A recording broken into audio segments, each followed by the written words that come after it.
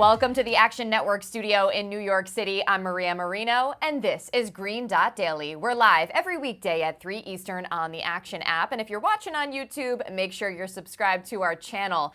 There's a Game 7 on the diamond tonight we'll discuss, along with reactions from NFL Week 7. But it's been 133 days since the last NBA game when, you might recall, the Denver Nuggets won their first NBA title in franchise history. So we'll catch up with Matt Moore, who's got a take on the Lakers you'll probably want to hear. Plus, Jay Money gives you his picks on both of the games tonight. In the nightcap at 10 Eastern, Warriors are favored without Draymond Green. At home against the Suns, Bradley Beal will not be making his Suns debut, but we will get to see Chris Paul for the first time in a Golden State uniform. But that's not what you were looking at. You were just looking at Lakers versus Nuggets. So the season, of course, tips off at 7:30 Eastern as the defending champs, the Nuggets, will see their banner raised before taking on LeBron and the Lakers. Teams on their ring night are 8-2 straight up and 6-4 against the spread over the last 10 years.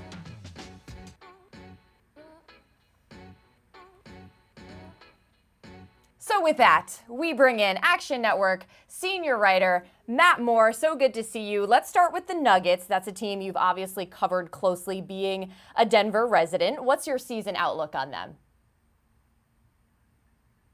The Nuggets actually go under their win total. You can find a 53.5 in the market. I think this team will play a little bit under what we're expecting. I don't think that they're necessarily going to dominate in the regular season. There's a lot of conversation about, well, they coasted to end the year and to start the year. Yeah, that's who they are. That's who they've always been. That's who they will continue to be. I don't know if that starts with a game against the Lakers on ring night, but this is a team that will ease into the season and have stretches where probably their defense will cost them some regular season wins. They lost Bruce Brown and Jeff Green over the summer to free agency. That means that all of their rotation players and the bench are all kind of young guys, and that's going to give them a little bit of difficulty, not only in the non-Jokic minutes, but when they stagger some of the starters out, some of those minutes with Jokic, which they'll still win because Nikola Jokic is still dominant, those will be a little bit worse, I do think. However, this is still the best starting five in basketball with the best player in the league. They went 16-4 in that playoff run in route to the title.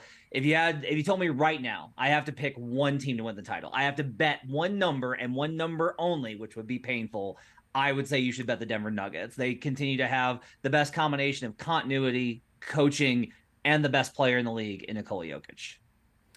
All right, fair enough.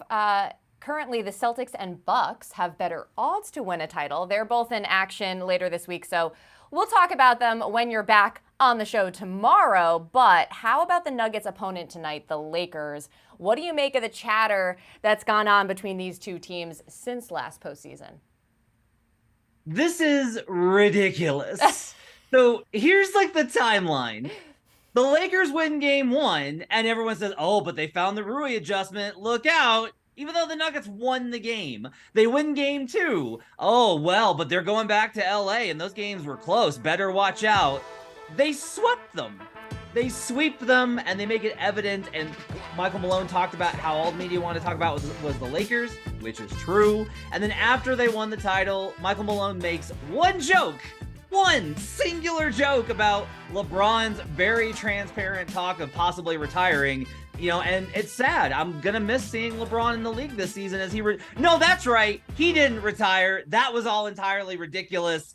And him just being either entirely in the moment or wanting the attention for himself after he was swept. It's a very smart move to get the attention off of any conversation about his team being swept out of the conference finals. That said, this conversation that they're being asked about with, what do you think of the trash talk, Lakers? What do you think of the trash talk? Anthony Davis and Austin Reeves are the one that are like, yeah, we're looking forward to opening night. It's game 1. Act like you've been there before. What are you doing? Settle down. As for the Lakers themselves, though, I will say this. Look, this team's got a very high ceiling and a very low floor. It's either going to come together and Anthony Davis is going to play. He wants to play 82. Let's start with, like, I don't know, 50. Let's just start at 50 and we'll go from there, Brow. Okay, let's just start low. But if he does stay healthy, his jumper looks phenomenal. He put a lot of work on that over the summer. Austin Reeves is going to give them an addition. I love the addition of Gabe Vincent. They could win 50 plus games, win the division. There's a plus 176 for over 49 and a half wins. I think that's a good bet. On the other side, LeBron's going to be 39. Anthony Davis can never stay on the floor. If those guys continue to play the average number they played the last 3 seasons together, which is just 35 per season, I think there's a chance they miss the playoffs entirely. Bear in mind, this team was losing to the Timberwolves until late in the first play-in tournament game. So you do have this kind of situation where it's possible that the Lakers could actually wind up missing the postseason. And that obviously is a pretty profitable outcome as well at plus 235. I think if you're going to bet the Lakers, you should bet way over or way under. I also think the Lakers should probably just focus on being a good team again. Start there. Interesting dichotomy there of, what could happen. I think it makes sense. There's a bit of volatility with this team, but I don't blame them for looking for any sort of motivation. Malone apparently made one comment too many, but we also have to, recognize the reporters that they're stirring this pot, right? Because LeBron put something out there, and LeBron is obviously going to be somebody that you want to read about and watch and listen to. So I can understand them wanting to stir that pot. Let's talk about the later game. So we have the latest super team, as in Phoenix, visiting Golden State, and the Dubs first. What do you expect from them with Chris Paul in the mix? Yeah, it's going to be very interesting. There's reports that Chris Paul might come off the bench, which will be an interesting kind of dichotomy and dynamic. What it might help with is in the minutes where Draymond Green is on the floor, he's out for this game, by the way, but should be back soon. They're just trying to get his conditioning back up after an ankle injury. In the minutes where Draymond's on the floor and Steph is not, typically those minutes over the duration of their careers together, they've not gone well. And that's not Draymond's fault. It's that's how important Steph Curry is and how much he makes things go. But you put Chris Paul in there and it won't be the same because Chris isn't the shooter Steph is. No person ever is. But that dynamic will probably lift them a little bit. I have some concerns about the team, though. I lean to the under. I think there's a little bit of value on them to actually miss the postseason. That was one of the best bets we gave out on buckets. Look, the average age of their projected starters, if you look at their top 8 rotation, is 28 and a half. That's one of the oldest in the last 11 years. It's in the top 5 for oldest rotations that we've seen consistently over the last 11 years. I've got them projected for 47 wins. That's with a pretty generous bump for Chris Paul over Jordan Poole. They do lose there's a little bit of addition by subtraction with both Jordan Poole and James Wiseman, given how things went last year. Their chemistry should be better. Andrew Wiggins is back. This team will still be very good, probably, but the injuries are a little bit concerning. You've had Steph Curry, who hasn't played over 60 games in several seasons. You have Chris Paul, who, again, he is not able to stay on the floor, hasn't been able to finish the season consistently. And then you got Draymond Green, who played 73 games last year and really held that team up, and that's a credit to him. But he's getting up there too, as well as Klay Thompson off the injuries, hasn't looked the same. There's also a few signs that Curry's fastball might be slipping. I want to caveat this real clearly. I still rank Steph in my Elite 100 over the summer as the 3rd best player in the league and the 2nd best player in the playoffs. I have nothing but respect for Steph Curry. But if we look at the career arc, he's just getting older. And last season, he had the lowest EPM, estimated plus minus, a really reliable metric that most teams respect and kind of look at as the best catch-all. EPM, he had the worst mark since 2013. So there's a couple of signs that Steph might be slipping. It's one of the reasons I'm a little bit bearish on the Warriors' chances this season. It's all valid. Injuries and age are legitimate concerns, as much as sometimes it's hard for us to accept moving on from a dynastic type of team like the Golden State Warriors with Steph Curry. But how about the Suns? Devin Booker was questionable with a toe injury, but is reportedly playing tonight. How big a question mark is Bradley Beal's health, as well as his fit on the team? Yeah, Beal tweaked his back over the weekend. He did play in the preseason game last Monday, but he experienced some back tightness. So they're being cautious. Not great optics, by the way, for the league that has tried very hard to kind of indicate, hey, this season, everyone's really going to try. We've made it really clear. Everyone's got to go for the regular season and take this seriously. And then on opening night, Beal's going to miss with cautionary reasons. Now, it's a back, and I don't think you want to mess with that with a guy over 30. So I completely understand it. Guys get hurt. It's just unfortunate optics for the league. Beal did miss the end of the 2022 season with season-ending wrist surgery. He's also missed the last couple of years for the Wizards, but that was mostly they shut him down.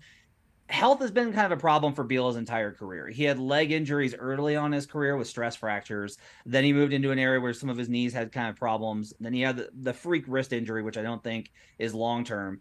You don't want to hear him having a back issue, especially with the fact that the Suns are built very delicately. Kevin Durant, obviously, since he suffered his Achilles tear with the Warriors, he's missed a lot of time. He's going to continue to miss time in his 30s. Beal's going to miss time. Booker missed time last season. I think that was a one-off.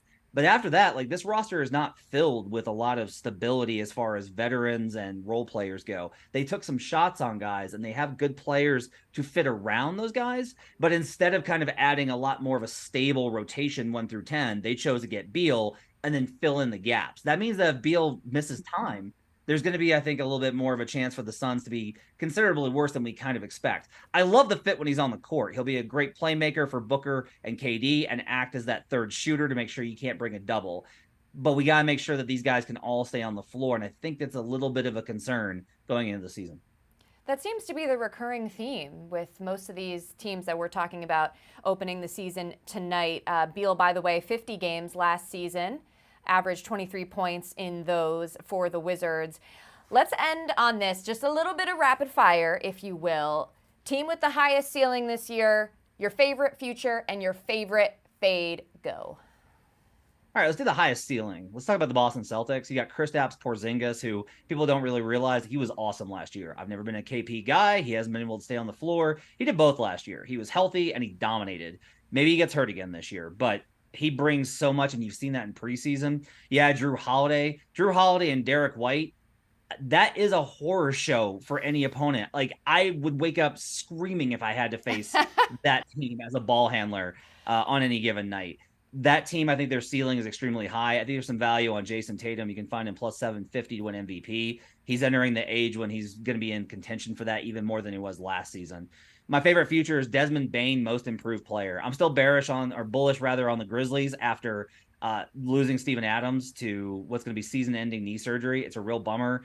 Yes, John Morant is out for 25 games. This roster still has a lot of talent on it, and they are exceptionally well coached. Bane averaged 31 points in preseason per 36, 31, 6, and 6. Now, that's preseason per 36s.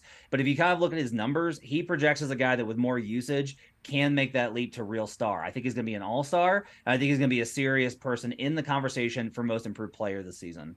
My favorite fade has to be the Denver Nuggets under 53.5.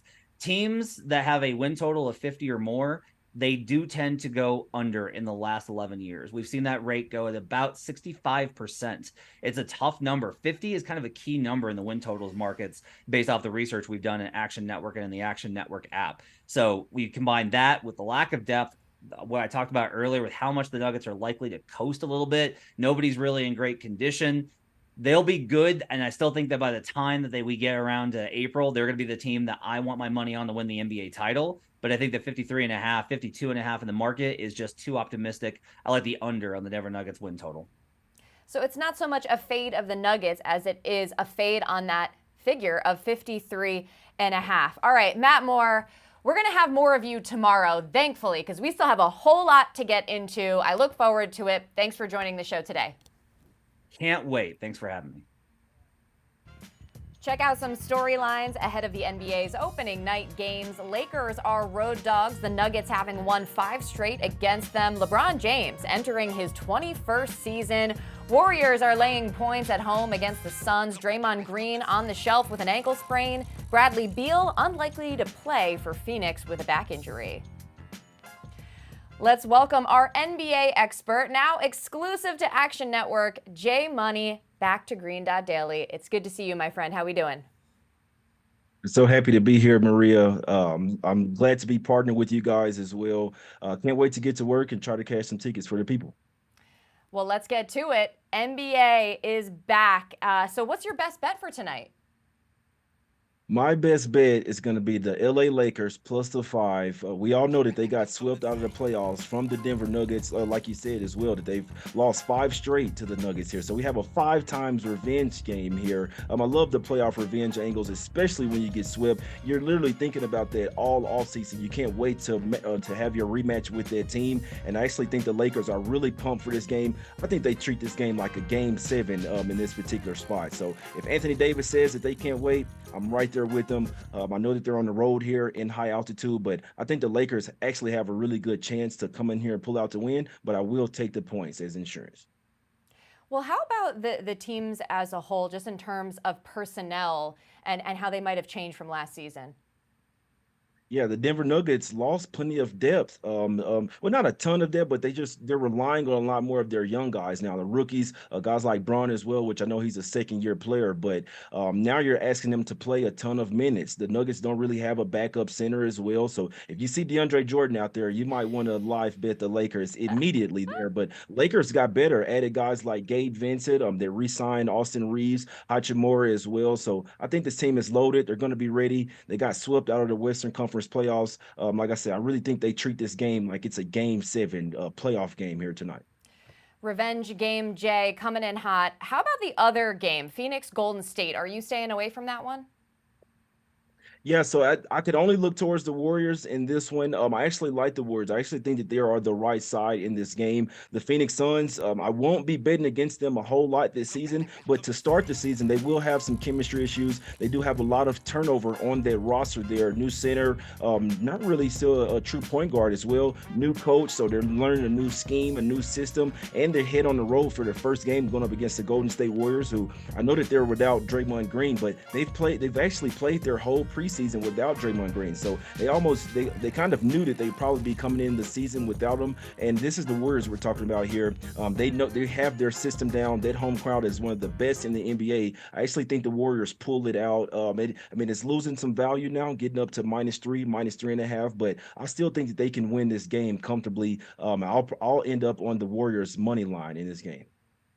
I'm with you. Some question marks for both of these teams, but probably less so for Golden State with the home court advantage and just with the experience that they have. Jay Money, great to see you. Thanks again for joining us. Can't wait to be back, Maria. To the NFL, and the public took it on the chin in Week 7 as 8 teams that received 70% or more bets were all losers against the spread. 6 of them favorites going into the matchup, according to DraftKings. As we say hello to Chad Millman and Simon Hunter. So 3 of those heavily public sides stood out to me as fairly justifiable: the Bills, 49ers, and Lions. Chad, which of those teams are you most worried about contending moving forward? Oh, definitely the Bills. To me, that's a team that before the London game looked like it had probably the best all-around offense, defense combination in the AFC, comparable maybe with the Chiefs. And they come out of that London game. They had already lost Tre'Davious White, one of their best defensive backs at cornerback. Then they lost Matt Milano, their best linebacker. They lost Daquan Jones, an important piece of their defensive line. So now you're talking about at all 3 levels of their defense, they're missing key playmakers. And we've seen the impact that's had. We saw it in London against the Jags, where they couldn't really stop Trevor Lawrence. We saw it this past week against the Patriots, where Mac Jones was able to drive down the field at the end of the game for a game-winning touchdown. This is a team that, without those 3 key players on defense, forget about any worries you have about the Lions or the Niners. Of those 3, this is the one I would be most worried about. Simon, what do you think? Yeah, gotta be the Bills. Chad's right. They lost too many guys on defense. I mean, they still have a great offense, so you always have a chance, right? With Josh Allen, even if you're losing in a game, you'll have what you had last week, which is he'll put you in a spot to try to win. But it's tough when you have a defense that just can't get stops. So, 49ers, obviously, Purdy had a bad game. I mean, that's how it's going to go when teams get tape on you. Like, they're just going to run different defensive sets, give him trouble. So, yeah, I would put the Bills. Remember with Chad, I'd put the Bills number 1 is most concerning right now. Maria, I feel like he's almost disappointed that he has to agree with me. I mean, I'm not going to comment too much on the lack of enthusiasm, but I think there's a subjective, potentially a subjective view there. I'm just kidding, Simon. I feel bad. I don't want to be mean to Simon.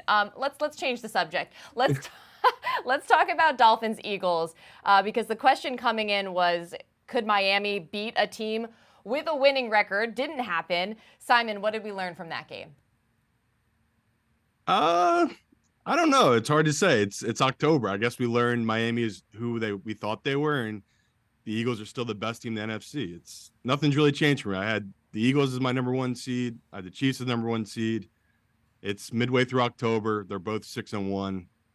Football's kind of boring. So it stinks where it's like Joe Public, everyone kept saying these are two of the best teams in football. And then, after a couple of weeks, we always like the new toys. We try to crown these other teams, the Lions, the 49ers, Miami. Like, we always want the new guys to be the next best team. And nope, same old Chiefs. They're the 1 seed. The Eagles are the 1 seed. So I would say if both teams stay healthy, no one would be shocked to see them back in the Super Bowl. But the only concern is Jalen Hurts' health. If he's truly hurt, and he did have a knee brace on, yeah, that's a big deal. But he's a tough guy. He said it's no big deal. I think they went 6 for 6 on the brotherly shove. Clearly, his lower legs are fine right now. Chad, could you both be in agreement once again? Maria, I believe we can be in agreement, and we can find peace and love and harmony in agreeing about the Eagles and the Chiefs being the number 1 seeds in their respective conferences. And what we learned about Miami, the question was, can they beat a team with a winning record? And the Eagles, no, they couldn't beat the Eagles, a team with a winning record.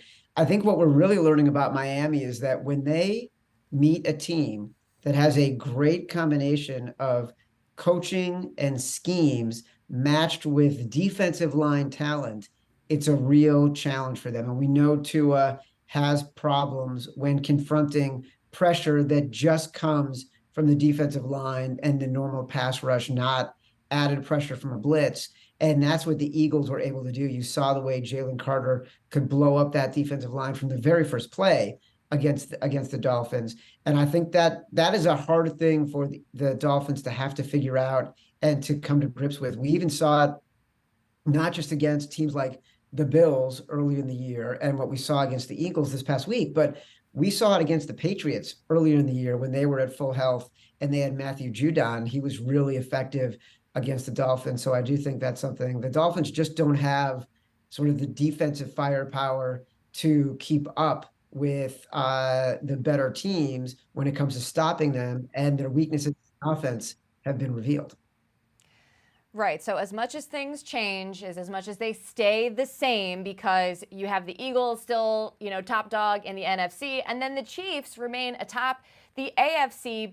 But I feel like the Ravens are kind of looking like the next best team there, especially after a statement win over the weekend. Are they worth a flyer, Chad? I think so. Look, they're 14-1 to win the Super Bowl right now. If you're looking to get value, oftentimes you want to be looking at higher than 10-1. The Ravens are 3rd in their conference now with the shortest Super Bowl odds, behind the Chiefs at number 1, and then the Dolphins, and then the Ravens. Mingled in there are the 49ers and the Eagles and the Cowboys. The Bills are now behind the Ravens. And I think what the Ravens have done, they've had statement wins against the Browns, which is supposed to be one of the best defenses in the NFL. And then this past weekend against the Lions, which has a great rushing defense. And that was supposed to be how the Ravens are going to win games. And what you saw was Lamar Jackson, comfortable and patient in the pocket, making good throws. They're not using him in designed runs the way they have in the past. His receivers were making the catches that they had dropped in previous games. This team looked much, much more effective against the Lions than they had in previous weeks, where players were still, I think, learning the system. So I think the Ravens are worth a flyer. Simon, do you think things can be different for the Ravens this year? No, Chad knows better. That's a bad bet. The Ravens. Here we go. They won't change. This is what they do. They dominate these September. They dominate October. They're always good in November. and then Lamar gets hurt. We've had 2 years in a row Lamar's gotten hurt. It's just his playing style, and I know they've changed it and they try to make different moves so he's more of a passing team, but you saw in that game, if the opportunity is there, Lamar is going to run it. And I love Lamar. I love this Ravens team, but I can't buy in I can't bet them after they just blew out the Lions. Maybe this week, if they get upset, maybe that's when I'll come in and maybe throw a little future on them. Because I'm with Chad. They're clearly talented. I mean, they're winning the best conference right now in football, record wise. So yeah, I get where he's coming from that perspective, but I can't get over how good this Chiefs defense is. Like if it's January and the Ravens are going to, play an Arrowhead against that Chiefs defense and Mahomes on the other side, you're dead. It's a dead ticket. Like you need them to somehow get the 1 seed. You can't have this Chiefs team be playing at home in the playoffs. So I get where Chad's coming from. I just think you're buying high right now on this Ravens team at that number of 14-1. Chad, maybe it's that dissension just like brings out the passion, because I do feel like Simon perked up a little bit there. I think so too. I think he's getting warmed up for the podcast, which I'm excited about. We need some energy, we need some volatility. It wouldn't be a show if Simon wasn't trying to tell me how I'm wrong. All right. Well, speaking of the podcast, you can catch more Chad Millman and Simon Hunter on the Favorites Pod Tuesdays, Thursdays, and Sundays. Guys, thanks so much. Thank you. To baseball, as we have another Game 7 on our hands. Diamondbacks and Phillies looking to settle this once and for all, and these are the most bet player props via BetMGM. Bryce Harper to hit a home run, Harper to record a walk, and Kyle Schwarber to hit a home run. As we bring in our MLB expert, Anthony Dabbundo. So you've informed me this is the first Phillies Game 7 in franchise history. Pretty hard to believe. We'll get your picks in a moment, but what are the keys to this winner-take-all game? Yeah, 141 years of Phillies baseball, no Game 7s until tonight. So pretty exciting. Should be, deciding the second spot in the World Series, which starts on Friday in Texas. I like under 8 runs at even money in this game tonight. Both starters, Ranger Suarez and Brandon Pfaadt, absolutely dealt in Game 3 of this series. I think the money line price is about right here for the game. But I like the under because of how these games tend to get managed. You're not going to see starters left in the game too long. You're not going to see starters see batters 3 times through the order, which is when they start to struggle. And you could even see Phillies ace Zach Wheeler, who pitched 99 pitches in Game 5, come back on short rest here and throw an inning or 2 out of the back end of the bullpen for the Phillies. You could see the same for Zach Gallen if Arizona needed him tonight late as well. So we're seeing teams go all out using their best pitchers only. And that makes run scoring very hard in this kind of environment, especially for an Arizona lineup that does not hit a lot of home runs. And for a Phillies lineup that I think Arizona's found a little bit of a game plan here to attack the Phillies. And it's, hey, if Kyle Schwarber and Bryce Harper are the only hitters doing damage against us, let's not give them anything to hit. So Kyle Schwarber gets walked a bunch last night. Bryce Harper gets walked again last night. They pitch around most of the game, and they dare the Phillies right-handed bats to beat them. Trey Turner has not had a good series, especially since the series shifted to Arizona in Game 3. Alec Boehm has had a poor series. Bryson Stott has not been good. Castellanos is 0 for his last 19 since hitting a home run in Game 1. So the 2, 3, 4, or the 2, 4, 5, and 7 hitters for the Phillies are not producing. So they're just pitching around the first and the third hitters with Schwarber and Harper. So I think that the runs will be hard to come by in this game. Both bullpens are very well rested. Like I said, the Phillies' top 3 bullpen arms did not pitch the last 2 days. So there are some rest advantages for the Phillies in the bullpen, but really it's Game 7, winner take all. There's been 40 Game 7s. The road team has actually won 21 of them in the history. So, there are some precedent for road teams having success. The pressure's on the Phils, but we'll see how the rookie does on the road tonight. Should be a good one. Yeah, I noticed you are staying away from actually picking a side tonight, and I was curious about this too. Obviously, if you're in a Game 7, the teams are pretty evenly matched, but looked this up from our Action Labs database. Of the 14 previous Game 7s that we have, data for favorites and underdogs directly split. Favorites are 7-7. So like that you're going with an underplay. Although, interestingly, last night's ALCS Game 7, of course, went over the total. Totally different series, obviously. But let's get your props for tonight, because I know you have those. Yeah, let's go right back to the tried and true formula, the Bryce Harper to record a walk. He's done so in 5 of the 6 games in this series. He has 6 walks and 25 plate appearances in this series. That's almost 25% of his plate appearances have ended in a walk. And he's walked in 9 of the Phillies' 12 playoff games. And look, Bryce Harper has this aura and mystique about him in the playoffs. And, last season he had more protection behind him in the order, and the Phillies were able to, he was able to see more pitches. But this season, this playoff stretch here, especially the last couple of weeks, they just have not gotten that production from the 4 and the 5 hitters. And you saw it in the first inning. I mean, Merrill Kelly essentially intentionally walked Kyle Schwarber and Bryce Harper, got Trey Turner, got Alec Boehm, got Bryson Stott out, got through that first inning while pitching around the 2 Phillies hitters that have been doing all the damage, the 2 Phillies hitters who walk the most. So I think that I would be pretty surprised if Torey Lovullo goes after Bryce here, knowing what he's seen. And it's going to come down to whether or not they can produce behind Harper to get through here. So yeah, Harper to walk -120, I think is short. I think, it's hard for the books to price, what's clearly a motivated attempt from the Diamondbacks to put him on first base. Also could target a steal prop on Harper since he'll be on first a bunch as well. But yeah, I like the Harper to record a walk -120.